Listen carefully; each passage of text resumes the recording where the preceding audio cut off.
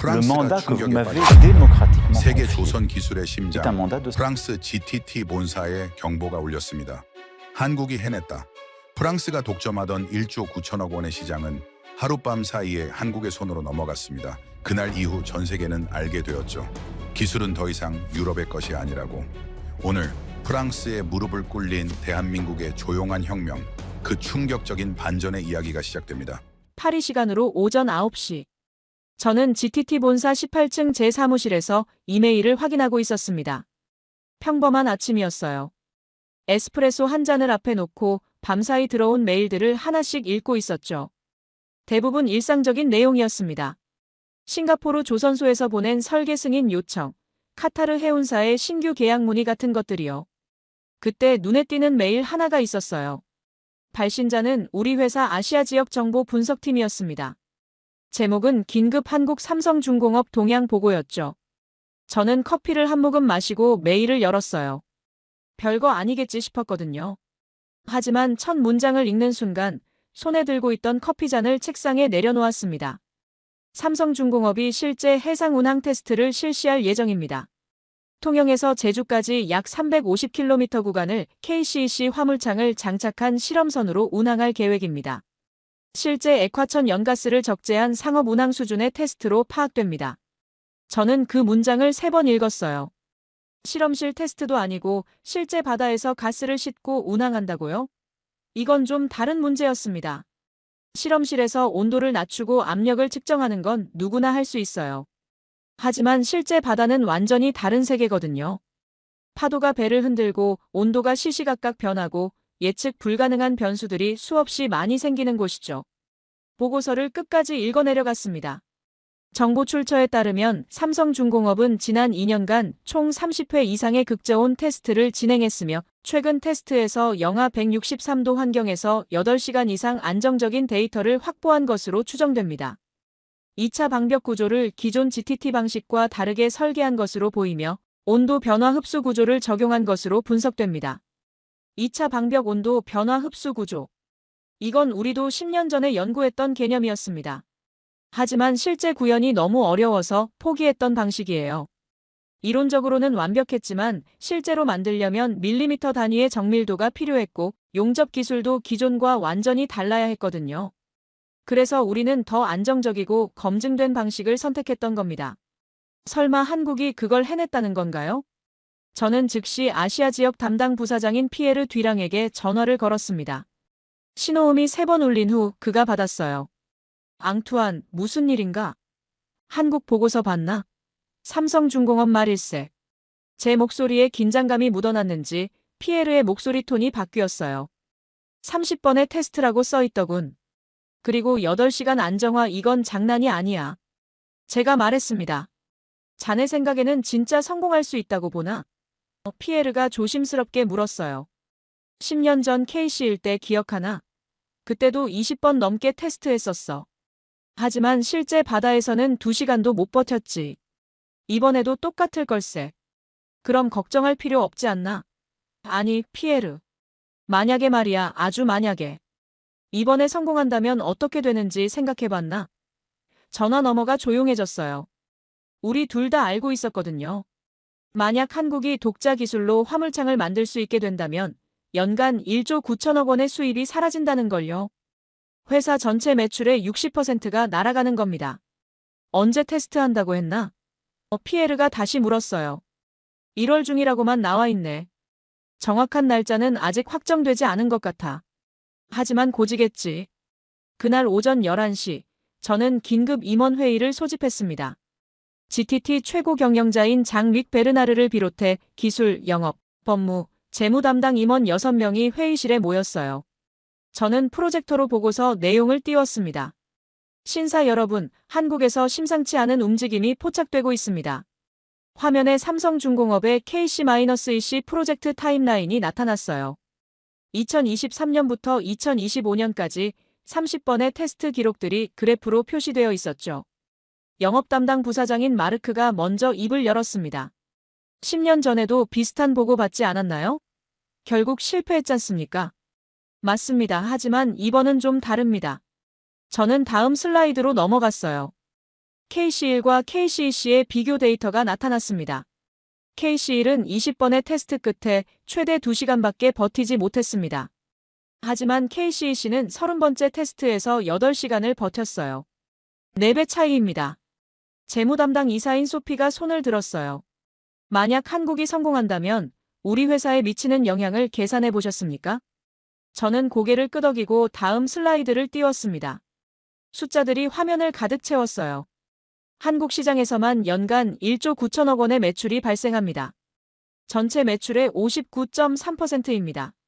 만약 이게 사라진다면 회사가 망하는 거죠. 소피가 담담하게 말했어요. 너무 직설적이어서 다들 깜짝 놀랐지만 사실이었습니다. 최고 경영자인 장위기 팔짱을 끼고 저를 바라봤습니다. 앙투안, 자네 판단으론 한국이 정말 성공할 수 있다고 보나? 무거운 질문이었어요. 모든 임원들이 저를 바라봤습니다. 저는 32년간 이 분야에서 일한 사람이었고 제 판단에 회사의 미래가 달려 있었죠. 저는 천천히 입을 열었습니다. 솔직히 말씀드리면 가능성은 낮습니다. 실험실 테스트와 실제 바다는 완전히 다른 세계니까요. 파도, 진동, 온도 변화, 예측 불가능한 변수들. 이런 것들을 모두 견뎌내려면 최소 100번 이상의 실제 운항 테스트가 필요합니다. 그럼 걱정할 필요 없다는 거 아닌가? 마르크가 안도하는 표정으로 물었어요. 하지만 저는 고개를 저었습니다. 아직 문장이 끝나지 않았습니다. 가능성은 낮지만 제로는 아닙니다. 한국 엔지니어들의 집요함을 무시해서는 안 됩니다. 10년 전 실패 이후에도 포기하지 않고 다시 도전했다는 것 자체가 예사롭지 않거든요. 장위기 책상을 손가락으로 두드렸어요. 그래서 우리가 할 수 있는 게 뭔가? 그냥 지켜보기만 하면 되는 건가? 지금 우리가 할 수 있는 건 정보를 더 수집하는 겁니다. 한국의 테스트가 언제 시작되는지, 어떤 방식으로 진행되는지 모든 걸 파악해야 합니다. 그래서요? 그리고 기도하는 겁니다. 저는 쓸쓸하게 웃었어요. 그들이 실패하기를 말이죠. 회의실 공기가 무거워졌습니다. 45년간 아무도 도전하지 못했던 우리의 기술. 독점이 어쩌면 무너질지도 모른다는 불안감이 모두의 얼굴에 드러나 있었죠. 파리는 겨울비가 내리고 있었습니다. 저는 우산도 쓰지 않고 GTT 본사 건물로 걸어 들어갔어요. 전날 밤 싱가포르의 피에르에게서 긴급 전화를 받았거든요. 한국 테스트 날짜가 확정됐어. 정확히 8일 후라고. 그 소식을 듣고 나서 저는 한숨도 못 잤어요. 엘리베이터를 타고 18층으로 올라가면서 손목시계를 봤습니다. 오전 7시 30분. 평소보다 2시간 일찍 출근한 거였어요. 하지만 놀랍게도 제 사무실 앞에는 이미 사람들이 모여 있었습니다. 장릭 최고 경영자를 비롯해 주요 임원 4명이 복도에서 저를 기다리고 있었던 거예요. 일찍들 오셨네요. 제가 문을 열며 말했습니다. 자네보다 먼저 소식을 들었네. 장릭이 심각한 표정으로 말했어요. 8일 후라고? 정말인가? 저는 고개를 끄덕이며 사무실 불을 켰습니다. 모두가 안으로 들어와 자리를 잡았어요. 저는 컴퓨터를 켜고 밤새 정리한 자료들을 화면에 띄웠습니다. 피에르가 보내온 최신 정보입니다.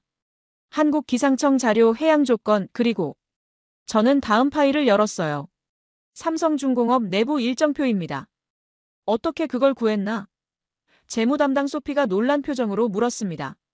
물어보지 마십시오. 중요한 건 내용입니다. 화면에 나타난 일정표에는 한국어와 영어가 섞여 있었어요. 하지만 핵심 내용은 명확했습니다. 오전 6시 30분, 통영항 3번 부두 출항. 목적지 제주 애월항. 예상 도착 시간 오후 8시. 총 소요 시간 13시간 30분. 회의실이 조용해졌어요. 13시간 30분. 만약 한국이 그 시간 동안 영하 163도를 유지하면서 가스 누출 없이 운항한다면 그건 우리 기술과 동등하거나 어쩌면 더 나은 수준이라는 의미였습니다. 영업 담당 마르크가 먼저 입을 열었어요. 아직 확정은 아니지 않나? 일정은 언제든 바뀔 수 있잖아. 바뀌지 않을 겁니다. 저는 단호하게 말했어요. 한국 기상청 자료를 보면 파도 높이 1.2m, 바람 속도 초속 8m입니다. 운항하기에 최적의 조건이에요. 그들이 이 날짜를 선택한 건 우연이 아닙니다. 저는 다음 슬라이드를 띄웠어요. 지난 한 달간의 기상 데이터 그래프가 나타났습니다. 보십시오. 한 달 중에서 23일이 가장 조건이 좋아요. 다음으로 좋은 날은 29일인데 그날까지 기다리면 2월로 넘어가게 됩니다. 왜 2월이면 안 되는 건가? 장위기 물었어요.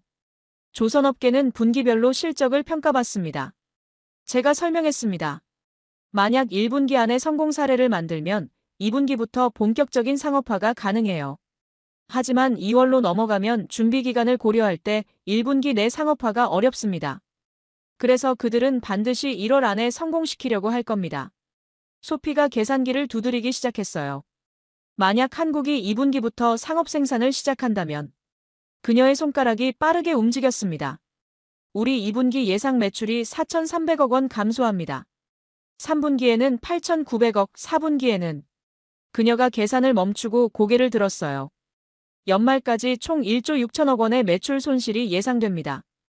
회의실 공기가 얼어붙었어요. 1조 6천억이라는 숫자가 모니터에 크게 표시되어 있었습니다. 장위기 책상을 주먹으로 쳤어요. 그럼 우린 뭘 해야 하나? 8일밖에 안 남았는데. 저는 준비해온 문서를 꺼냈습니다. 3가지 방안을 준비했습니다. 첫 번째, 정보 수집을 최대화합니다. 한국의 모든 움직임을 실시간으로 파악해야 해요. 테스트 당일 어떤 문제가 생기는지, 데이터가 어떻게 나오는지 모든 걸 알아야 합니다. 어떻게요? 피에르가 이미 한국에 사람을 보냈습니다. 통영 인근에 우리 정보원이 있어요. 물론 합법적인 방법으로만 정보를 수집합니다. 망원경으로 배를 관찰하고 공개된 해양 교통 정보를 모니터링하고 현지 언론 보도를 실시간으로 번역하는 식이죠. 두 번째 방안은 기술 분석팀을 가동합니다. 저는 두 번째 문서를 펼쳤어요. 만약 한국이 성공한다면 즉시 그들의 기술을 역분석해야 합니다. 어떤 구조를 썼는지, 어떤 재료를 사용했는지, 우리 기술과 뭐가 다른지 최대한 빨리 파악해서 대응 기술을 개발해야 해요. 세 번째는 저는 잠시 망설였습니다. 이건 좀 위험한 카드였거든요. 하지만 말하지 않을 수 없었어요. 법적 대응입니다. 만약 한국 기술이 우리 특허 중 일부라도 침해했다면 즉시 소송을 제기합니다. 시간을 벌 수 있어요. 앙투안, 솔직하게 말해보게. 이 3가지 방안으로 우리가 살아남을 수 있을까? 만약 한국이 실패한다면 우린 아무것도 할 필요 없습니다. 하지만 만약 성공한다면 솔직히 확신할 수 없습니다. 한국의 기술력을 아직 정확히 모르니까요. 하지만 최선을 다해 싸워봐야죠. 회의실이 무거운 침묵에 잠겼습니다. 45년간 누려온 독점이 단 8일 후에 무너질지도 모른다는 현실이 이제 모두에게 실감나기 시작한 거예요. 저는 GTT 본사 지하 2층 상황실에 있었습니다. 이곳은 평소에는 사용하지 않는 공간이었어요. 하지만 이번만큼은 달랐죠. 벽면 전체를 차지한 대형 스크린 6개가 켜져 있었고 각 화면마다 다른 정보가 실시간으로 업데이트되고 있었습니다. 첫 번째 화면에는 한국 통영항 실시간 기상 정보, 두 번째에는 한국 언론 보도, 세 번째에는 통영항 위성 사진이 떠 있었어요. 가장 눈에 띄는 건 6번째 화면이었습니다. 카운트다운 타이머가 돌아가고 있었거든요. 마치 우리 회사의 수명을 재는 시계처럼 느껴졌습니다. 저는 의자에 앉아 커피를 마셨어요. 벌써 오늘만 6잔째였습니다. 잠을 제대로 못 자서 카페인에 의존하고 있었죠. 앙투안, 이거 봐. 피에르가 태블릿을 들고 다가왔습니다. 화면에는 한국해양수산부 공식 공지가 떠 있었어요. 오전 6시부터 오후 9시까지 통영, 제주 항로의 특별관제 구역 설정. 사유실험선 안전 운항을 위한 임시조치. 정부가 직접 나섰다는 거군. 이건 단순한 민간 기업 프로젝트가 아니야.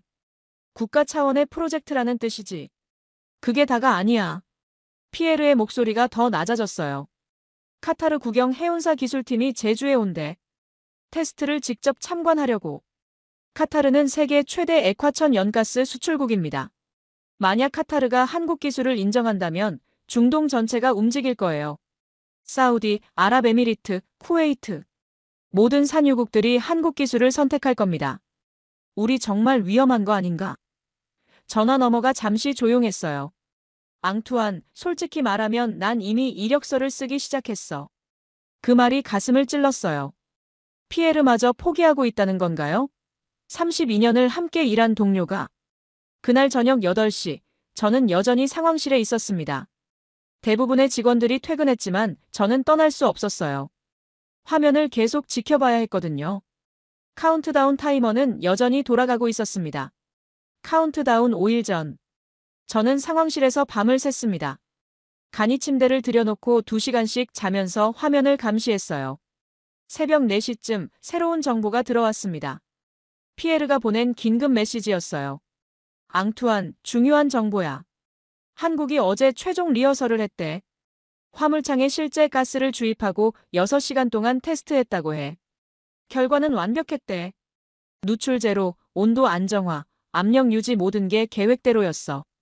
저는 메시지를 읽고 또 읽었어요. 6시간 완벽 테스트. 이건 우연이 아니었습니다. 그들은 정말로 뭔가를 해낸 거였어요.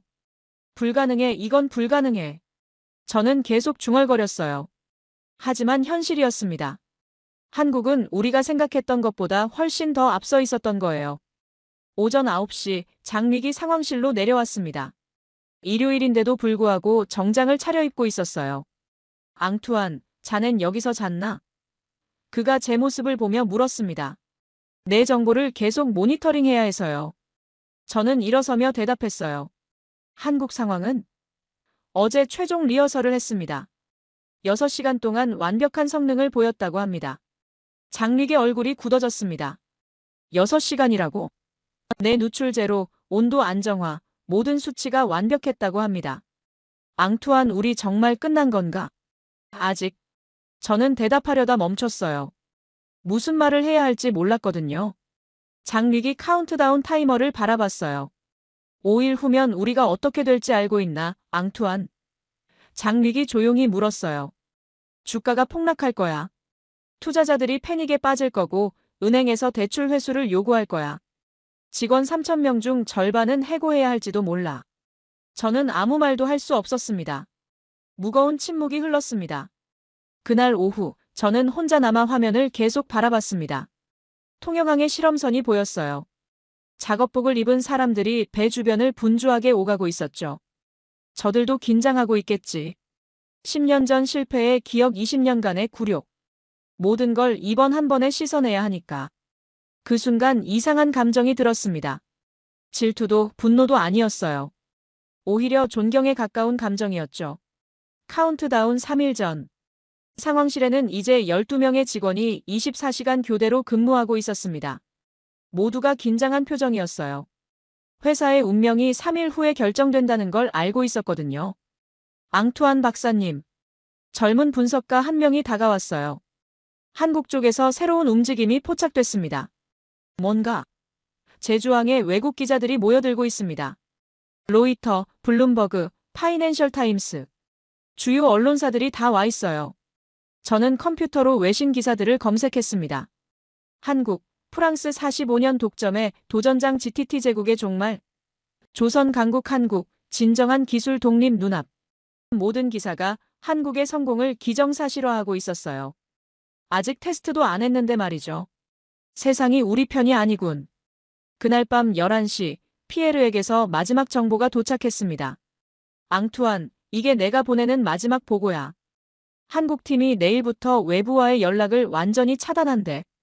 테스트 당일까지 철저한 보안 유지에 들어간다고 해. 우리가 할 수 있는 건 이제 기다리는 것뿐이야. 행운을 빌어, 친구. 저는 메시지를 읽고 휴대폰을 내려놓았습니다. 이제 정말로 손 쓸 방법이 없었어요. 카운트다운 1일 전.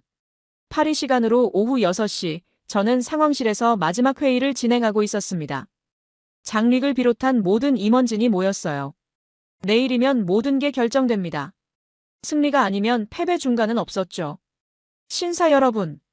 내일 한국 시간으로 오전 6시 30분, 통영항에서 KCC 실험선이 출항합니다. 제주까지 예상 소요 시간은 13시간 30분입니다. 화면에 항로가 표시되었어요. 통영에서 제주까지 이어지는 빨간 선이 보였죠.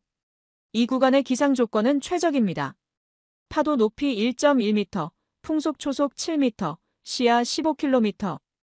운항하기에 완벽한 조건이에요. 마르크가 손을 들었습니다.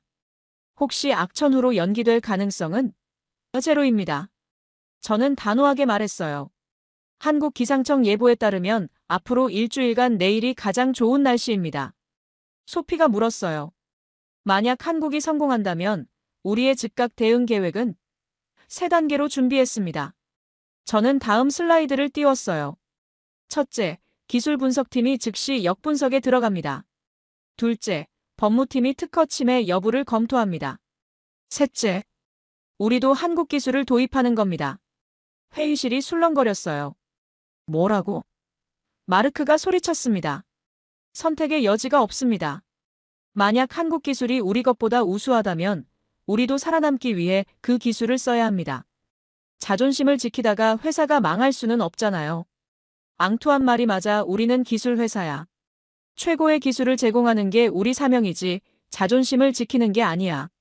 하지만 그 말을 하는 장릭의 표정은 비참해 보였어요. 회의가 끝나고 모두가 떠났습니다. 저는 혼자 남아 카운트다운 타이머를 바라봤어요. 한국 테스트까지 12시간 23분 47초. 이제 반나절도 남지 않았습니다. 저는 책상 서랍을 열어 오래된 사진 한 장을 꺼냈어요. 1993년 제가 GTT에 입사했을 때 찍은 사진이었습니다.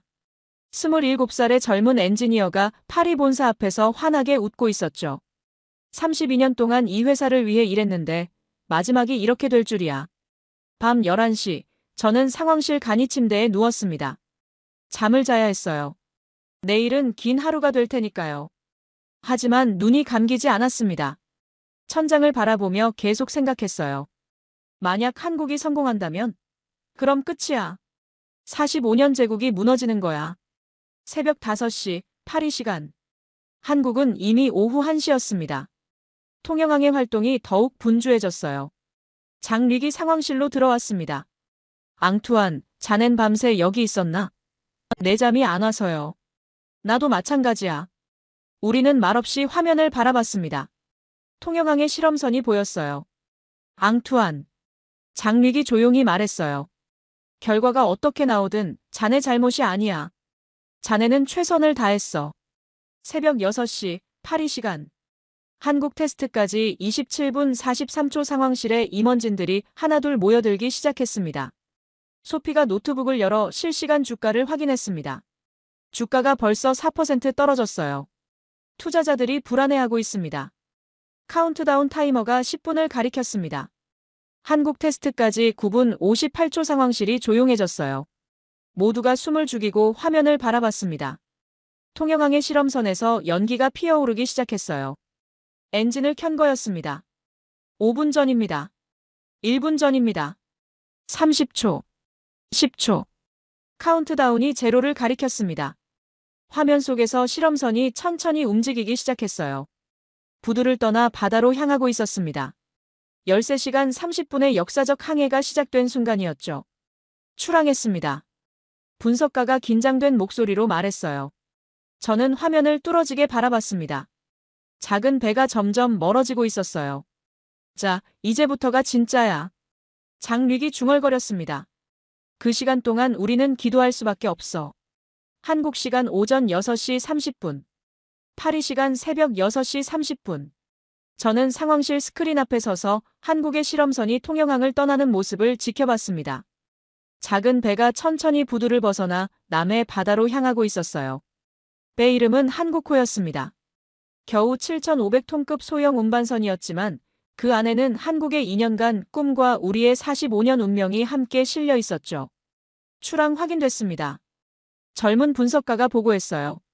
현재 속도 시속 26km 예정대로 진행 중입니다. 저는 고개를 끄덕이며 시계를 봤습니다. 오후 8시까지 이 배가 제주항에 무사히 도착한다면 우리 회사는 끝입니다.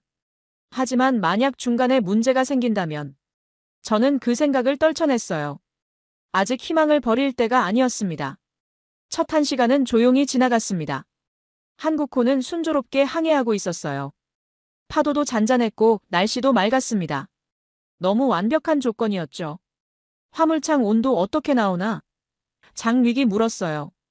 분석가가 한국해양교통정보 시스템에서 실시간으로 전송되는 데이터를 확인했습니다. 영하 163도로 안정화되었습니다. 출항 후 1시간째인데도 온도 변동이 0.02도 이내입니다. 제 심장이 무겁게 가라앉았어요. 0.02도. 이건 우리 기술보다 오히려 더 안정적인 수치였습니다. 우리 화물창도 초반 1시간은 보통 0.05도 정도 변동이 생기거든요. 소피가 노트북을 보며 말했어요. 주가가 계속 떨어지고 있습니다. 현재 8% 하락. 시장은 이미 한국의 성공을 예상하고 있어요. 아직 1시간밖에 안 지났는데? 마르크가 항변했습니다. 시장은 냉정합니다. 소피가 차갑게 말했어요. 데이터가 완벽하게 나오고 있잖아요. 투자자들은 바보가 아니에요. 오전 9시, 파리 시간. 한국은 오후 5시였습니다. 출항 후 3시간이 지났어요. 한국호는 여전히 순조롭게 항해 중이었습니다. 저는 계속 화면을 응시하며 기도했어요. 제발 뭔가 문제가 생기기를. 파도가 높아지든 온도가 불안정해지든 뭐라도 좋으니까요. 하지만 바다는 고요했습니다. 마치 한국을 축복하는 것처럼요. 압력 유지율 100%입니다. 3시간째인데도 누출이 전혀 감지되지 않습니다. 이번은 다릅니다. 제가 조용히 말했습니다. 그들은 진짜로 해낸 거예요. 정오, 파리 시간. 한국은 오후 8시. 출항 후 6시간. 상황실의 분위기가 점점 무거워졌습니다. 모두가 알고 있었어요. 6시간이면 이미 성공이나 다름없다는 걸요. 현재 위치 확인. 장위기 명령했어요. 남해 중앙 지점입니다. 통영과 제주의 정확히 중간이에요. 예정대로라면 7시간 후 제주 도착 예정입니다. 그때 갑자기 알람이 울렸습니다. 저는 화들짝 놀라 일어섰어요. 무슨 일인가? 온도 센서의 미세한 변동이 감지됐습니다. 분석가가 흥분한 목소리로 말했어요. 드디어 문제가 생긴 건가요? 얼마나 변동됐나? 0.05도 상승했습니다. 영하 162.95도로. 분석가가 말을 멈췄어요. 다시 안정화되고 있습니다. 영하 163.01도로 복귀. 제 희망은 5초 만에 꺼졌습니다. 0.05도 상승도 문제가 아니었던 거예요. 오히려 그 정도 변동은 자연스러운 거였고 즉시 자동으로 보정되고 있었습니다. 자동 온도 조절 시스템이 완벽하게 작동하고 있군요. 저는 힘없이 말했어요. 장릭이 제 어깨에 손을 올렸습니다. 앙투안 이제 받아들여야 할 것 같아. 아직 7시간 남았습니다. 저는 고집스럽게 말했어요. 아직 끝난 게 아니에요. 오후 3시, 파리 시간. 한국은 밤 11시 출항 후 9시간. 한국호는 이미 제주도가 수평선에 보이는 지점까지 왔습니다. 저는 지난 9시간 동안 화장실도 가지 않고 화면만 바라봤어요. 등이 뻐근하고 눈이 따가웠지만 자리를 뜰 수 없었습니다. 혹시라도 제가 자리를 비운 사이에 문제가 생길까 봐서요. 주가 현재 상황. 18% 하락했습니다.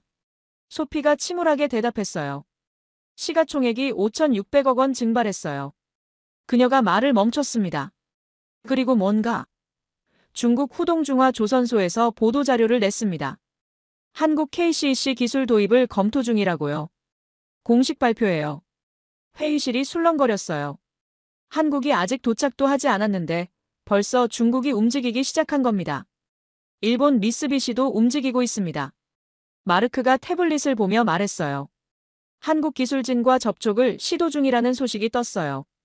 도미노가 시작됐군. 장릭이 중얼거렸습니다. 아직 끝나지도 않았는데. 오후 6시, 파리 시간.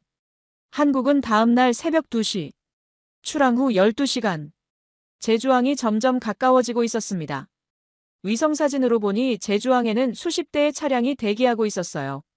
언론사 취재진, 해운업계 관계자들, 정부 인사들.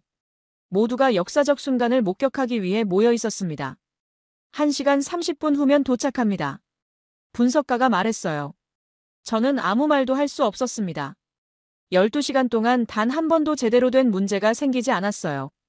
온도는 완벽하게 유지됐고 압력도 안정적이었고 누출은 전혀 없었습니다. 이건 완벽한 성공이었어요. 우리 45년 기술과 동등하거나 어쩌면 더 나은 수준이었습니다. 앙투안. 이제 인정해야 할 때야 한국이 이겼어. 저는 고개를 떨구었습니다. 32년간 지켜온 자존심이 무너지는 순간이었어요. 네, 한국이 이겼습니다. 한국호가 제주항에 진입하기 시작했습니다. 13시간 15분의 항해였어요. 예정보다 15분 빠른 도착이었습니다. 위성사진으로 보니 항구에 모인 사람들이 환호하고 있었어요. 카메라 플래시가 번쩍이고 사람들이 뛰어다녔습니다. 한국은 해냈습니다. 45년 프랑스 독점을 깨고 진정한 기술 독립을 이룬 거예요. 오후 8시 정각. 한국호가 제주항 부두에 접안했습니다. 13시간 30분의 완벽한 항해였어요. 최종 데이터 확인. 장위기 명령했어요. 분석가가 떨리는 목소리로 읽어내려갔습니다. 평균 온도 영하 163.02도. 온도 편차 최대 0.08도. 압력 유지율 100%. 가스 누출률 0.00%. 모든 수치가 완벽합니다. 상황실이 조용해졌어요. 아무도 말하지 않았습니다. 45년 제국이 무너지는 소리가 들리는 것 같았어요. 금요일, 파리 시간 오전 9시. 저는 밤새 상황실에 남아 있었습니다. 한국호가 도착한 후에도 저는 자리를 뜰 수 없었어요. 화면에는 한국 언론의 축제 분위기가 계속 중계되고 있었습니다. 역사적 쾌거 기술 독립의 날 45년 구료 끝 모든 기사 제목이 승리를 외치고 있었어요. 그리고 그 승리는 곧 우리의 패배였습니다. 앙투안, 긴급 이사회가 소집됐네. 1시간 후야. 알겠습니다. 며칠간 제대로 씻지 못해서 옷에서 냄새가 났지만 이제는 그런 것도 중요하지 않았습니다. 자네 발표 준비해두게. 장위기 말했어요. 이사들이 설명을 요구할 거야. 왜 이렇게 됐는지, 앞으로 어떻게 할 건지.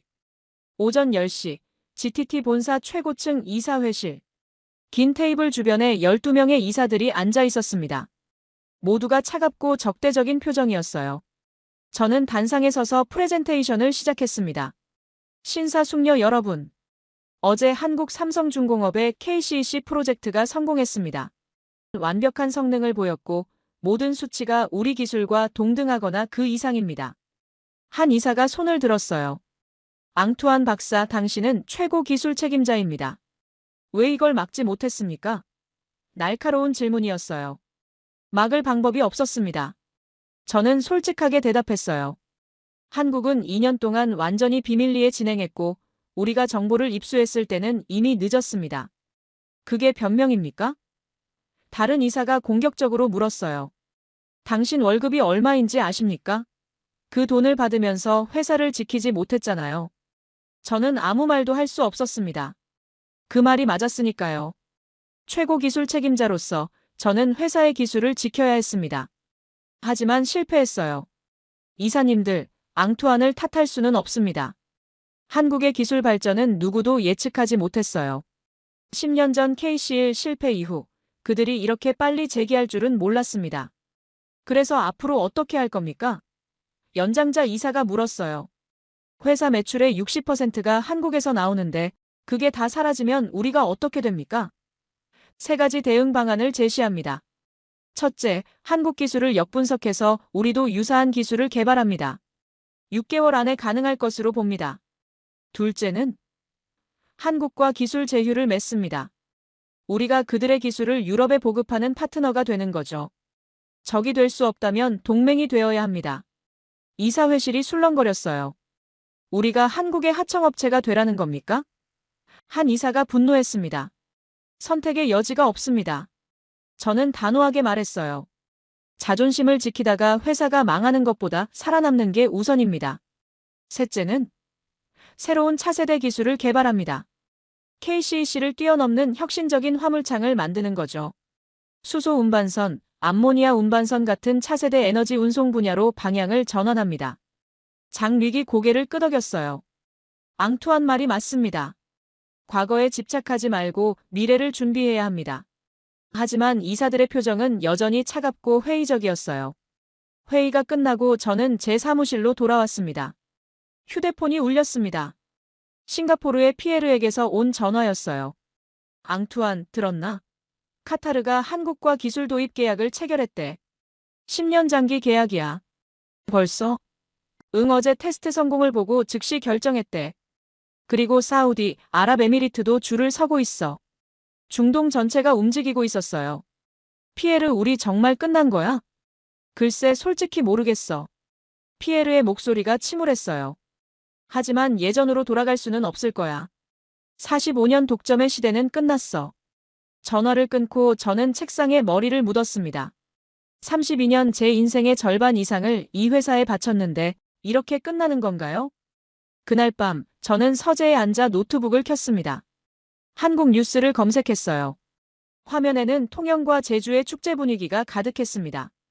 환호하는 엔지니어들, 눈물 흘리는 관계자들, 자랑스러워하는 국민들. 그리고 그 중심에는 정도윤이라는 이름이 있었어요. 삼성중공업 기술본부 팀장. KCC 프로젝트를 이끈 사람이었습니다. 저는 그의 인터뷰 영상을 찾아봤습니다. 통역 자막을 켜고 들어봤어요. 20년간 우리는 프랑스 기술 없이는 배 한 척도 만들 수 없었습니다. 배 한 척당 190억 원을 지불하면서도 우리는 참았어요. 하지만 언젠가는 우리 손으로 만들어야 한다고 생각했습니다. 10년 전 실패했지만 포기하지 않았어요. 그리고 오늘 우리가 해냈습니다. 정도윤의 눈에서 눈물이 흘러내렸습니다. 이건 단순한 기술 성공이 아닙니다. 자존심을 되찾은 겁니다. 더 이상 누구에게도 고개 숙이지 않아도 되는 진정한 독립입니다. 저는 영상을 멈추고 생각에 잠겼어요. 정도윤. 저와 비슷한 나이의 엔지니어. 그도 아마 32년간 이 분야에서 일했을 겁니다. 하지만 그는 승리자가 되었고 저는 패배자가 되었죠. 하지만 이상하게도 질투나 분노는 느껴지지 않았습니다. 오히려 존경심이 들었어요. 10년 전 실패 후에도 포기하지 않고 다시 일어선 집념. 2년 동안 비밀리에 연구하며 견딘 인내. 그리고 마침내 성공을 이뤄낸 순간의 기쁨. 저라면 할 수 있었을까요? 다음 날 아침, 저는 장릭에게 전화를 걸었습니다. 사장님, 제안이 하나 있습니다. 말해보게, 앙투안. 제가 한국에 가보고 싶습니다. 직접 그들을 만나서 기술 제휴를 논의해보겠습니다. 전화 너머가 잠시 조용했어요. 자니가 패배를 인정하러 가는 거나 마찬가지인데. 맞습니다. 패배를 인정하는 것, 그게 우리가 살아남을 수 있는 유일한 길입니다. 장릭이 한숨을 쉬었어요. 좋아, 가보게. 하지만 앙투안 자존심 상하지 않겠나? 이미 상했습니다. 저는 쓸쓸하게 웃었어요. 하지만 이제는 자존심보다 미래가 중요합니다. 저는 파리에서 서울행 비행기에 올랐습니다. 그리고 다음 날, 저는 거제의 삼성중공업 본사로 향했습니다. 45년 제국의 최고 기술 책임자가 이제는 한국에게 손을 내밀러 가는 길이었습니다. 거제 삼성중공업 본사. 저는 15층 회의실 앞에 서 있었습니다. 12시간 비행과 2시간 차량 이동 끝에 도착한 이곳이었어요. 유리문 너머로 회의실 안이 보였습니다. 긴 테이블 주변에 6명의 한국 엔지니어가 앉아 있었죠. 그중 한 명이 정도윤이었습니다. 화면으로만 보던 그 사람을 이제 직접 만나게 되는 겁니다. 문을 열고 들어가자 모두가 일어섰어요. 어서 오십시오, 르브룩 박사님. 정도윤이 유창한 영어로 말하며 악수를 청했습니다. 저는 그의 손을 잡았어요. 단단하고 거친 손이었습니다. 현장에서 직접 일한 사람의 손이었죠. 먼 길 오시느라 수고하셨습니다. 정도윤이 자리를 권했어요. 커피 드시겠습니까? 감사합니다. 저는 자리에 앉으며 대답했습니다. 회의실 벽면에는 KCC 프로젝트 타임라인이 붙어 있었어요.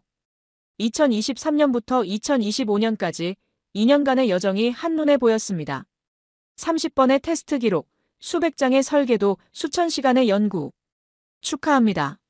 저는 정도윤을 바라보며 말했어요. 완벽한 성공이었습니다. 감사합니다. 솔직히 말씀드리겠습니다. 저는 테이블에 손을 올리며 말했어요. 저는 패배를 인정하러 왔습니다. 그리고 협력을 제안하러 왔습니다. 회의실이 조용해졌어요. 한국 엔지니어들이 서로 눈빛을 교환했습니다. 협력이라고요? 정도윤이 조심스럽게 물었어요. GTT가 우리와 협력하고 싶다는 겁니까? 그렇습니다. 저는 고개를 끄덕였어요. 여러분의 기술이 우수하다는 걸 인정합니다. 완벽한 성능이 그걸 증명했죠. 이제 우리는 경쟁자가 아니라 파트너가 되고 싶습니다. 옆에 앉아있던 젊은 엔지니어가 비웃듯이 말했어요. 파트너요? 20년간 우리를 착취하던 회사가 이제 와서 파트너가 되자고요? 그 말이 가슴을 찔렀지만 부정할 수 없었습니다. 맞습니다. 우리는 여러분을 공정하게 대우하지 않았습니다. 배 한 척당 190억 원은 과도한 금액이었어요. 20년간 4조 원 그건 착취나 다름없었습니다. 저는 고개를 숙였어요. 사과드립니다. 진심으로요. 정도윤이 제 눈을 똑바로 바라봤습니다. 르브룩 박사님, 솔직히 묻겠습니다. 만약 우리가 실패했다면 박사님은 여기 오셨을까요? 저는 잠시 망설였습니다. 그리고 정직하게 대답했어요. 아니요, 오지 않았을 겁니다. 역시 젊은 엔지니어가 냉소했어요. 이건 협력 제한이 아니라 생존을 위한 발악이잖아요. 맞습니다. 저는 인정했어요. 우리 회사가 위기에 처했습니다. 여러분의 성공 때문에요. 하지만 그게 뭐가 잘못됐습니까? 기업은 살아남기 위해 변화해야 하는 거 아닙니까? 정도윤이 팔짱을 끼고 생각에 잠겼어요. 구체적으로 어떤 협력을 원하십니까?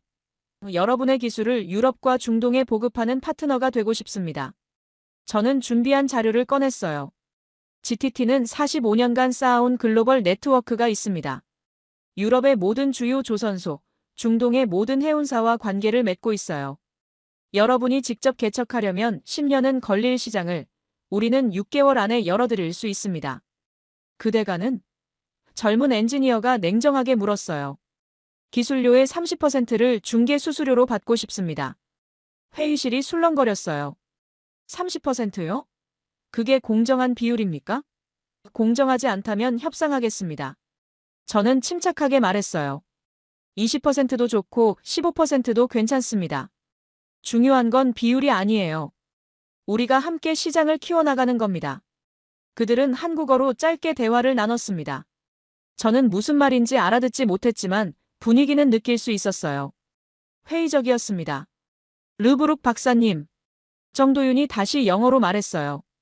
솔직히 우리는 GTT를 신뢰하기 어렵습니다. 45년간 우리를 억눌러온 회사를요. 어떻게 하루아침에 파트너가 될 수 있겠습니까? 신뢰는 하루아침에 만들어지지 않습니다. 저는 인정했어요. 하지만 시작은 할 수 있습니다. 제가 여기 온 것부터가 시작 아닙니까?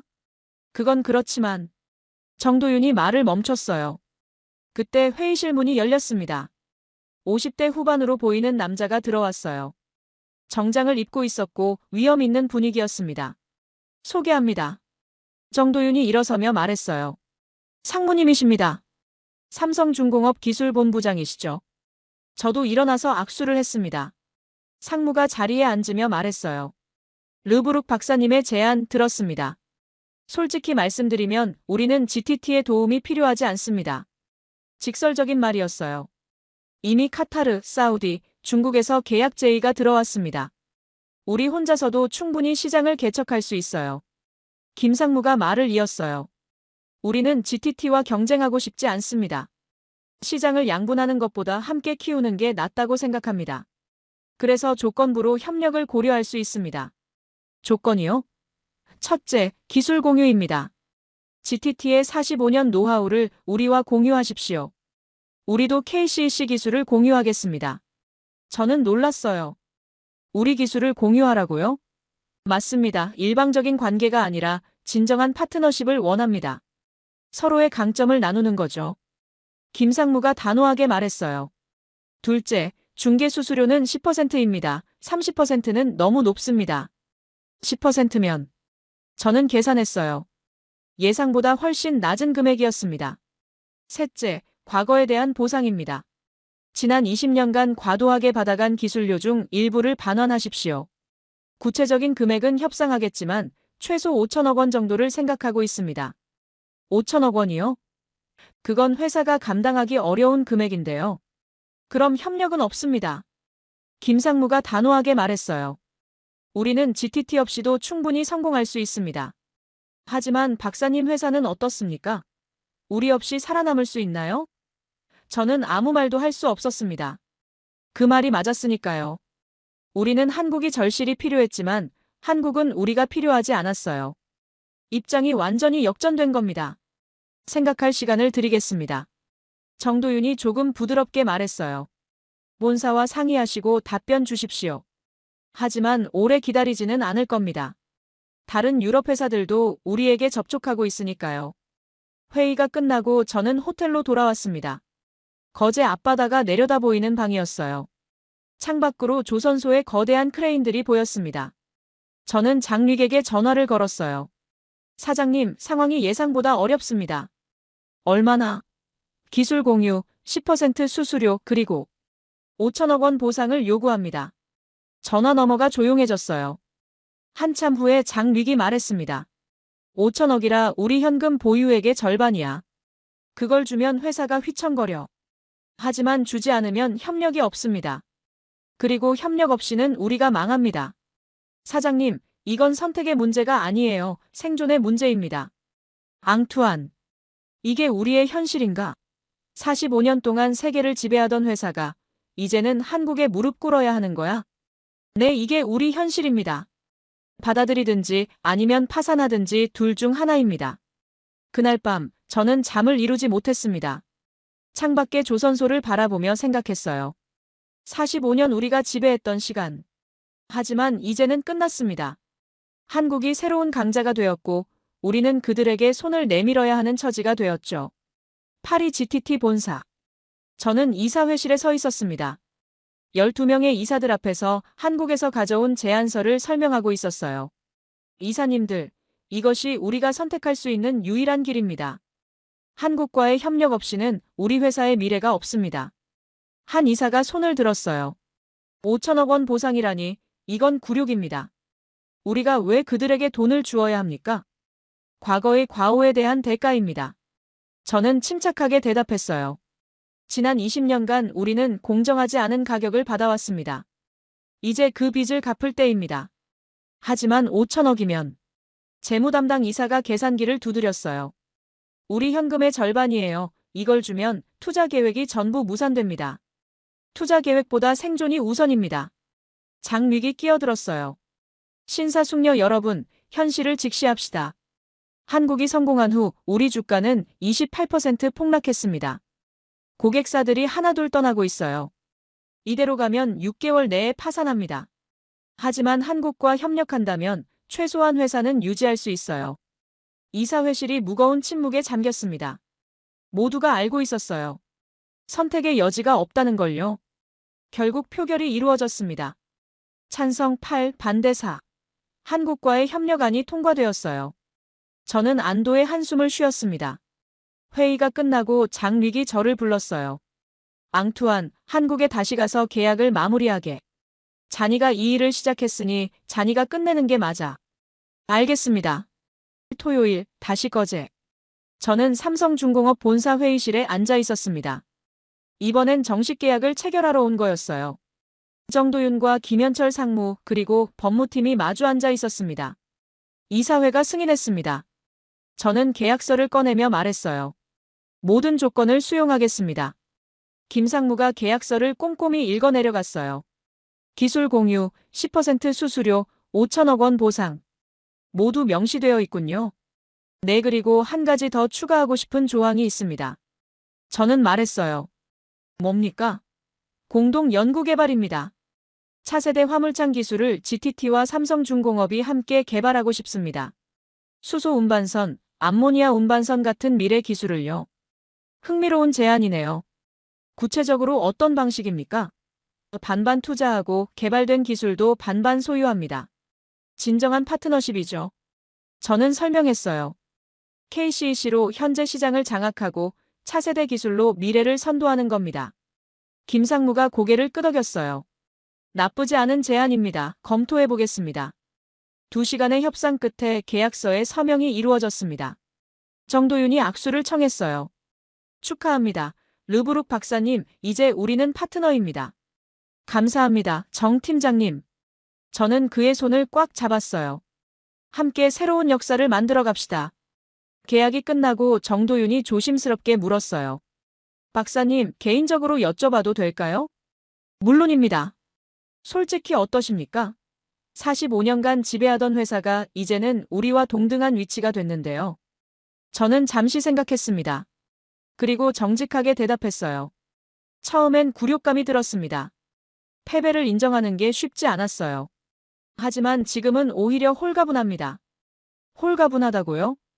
내 45년 독점은 어차피 오래 갈 수 없었어요. 기술은 독점될 수 없으니까요. 이제는 경쟁하는 대신 협력하게 됐으니 오히려 더 건강한 관계 아닙니까? 정도윤이 미소 지었어요. 박사님은 생각보다 유연하시네요. 나이가 들면 배우게 됩니다. 저는 웃으며 대답했어요. 고집 부리는 것보다 변화하는 게 낫다는 걸요. 저녁에 정도윤이 저를 저녁 식사에 초대했습니다. 거제 앞바다가 보이는 한 식당이었어요. 한국 음식 괜찮으시겠어요? 물론입니다. 새로운 경험은 언제나 환영이죠.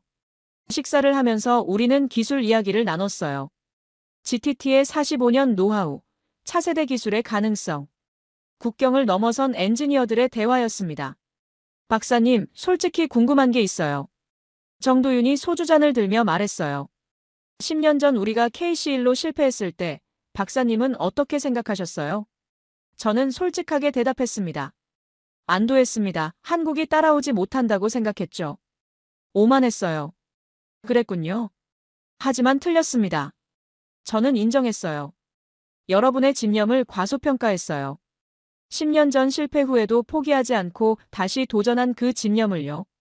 우리는 선택의 여지가 없었어요. 정도윤이 조용히 말했어요. 20년간 기술료를 내면서 느낀 굴욕. 우리 기술로 만들어야 한다는 절박함. 그게 우리를 다시 일으켜 세웠습니다. 그리고 성공했죠. 네. 하지만 박사님도 알아주셨으면 합니다. 우리는 박사님들을 이기려고 한 게 아니에요. 그냥 우리 자존심을 지키고 싶었을 뿐입니다. 저는 고개를 끄덕였어요. 이해합니다. 그리고 존경합니다. 그날 밤 호텔로 돌아오는 길에 저는 거제 앞바다를 바라봤습니다. 어둠 속에서 조선소의 불빛이 반짝이고 있었어요. 저 불빛 하나하나가 누군가의 땀과 꿈이겠죠. 한국 엔지니어들의 집념이 만들어낸 기적이었습니다. 파리로 돌아가는 비행기 안에서 저는 창밖을 바라봤어요. 구름 위로 떠오르는 해가 아름다웠습니다. 새로운 시작의 아침 같았어요. 45년 독점의 시대는 끝났지만 협력의 시대가 시작되었습니다. 어쩌면 이게 더 나은 미래일지도 모르죠. 더 이상 지배자가 아니라 파트너로서요. 그게 제가 배운 가장 중요한 교훈이었습니다. 때로는 패배를 인정하는 것이 진정한 승리의 시작이라는 것. 그리고 독점보다 협력이, 오만보다 겸손이 더 아름다운 미래를 만든다는 것을요. 여러분의 좋아요와 댓글 남겨주시면 영상 제작에 큰 도움이 됩니다. 고맙습니다.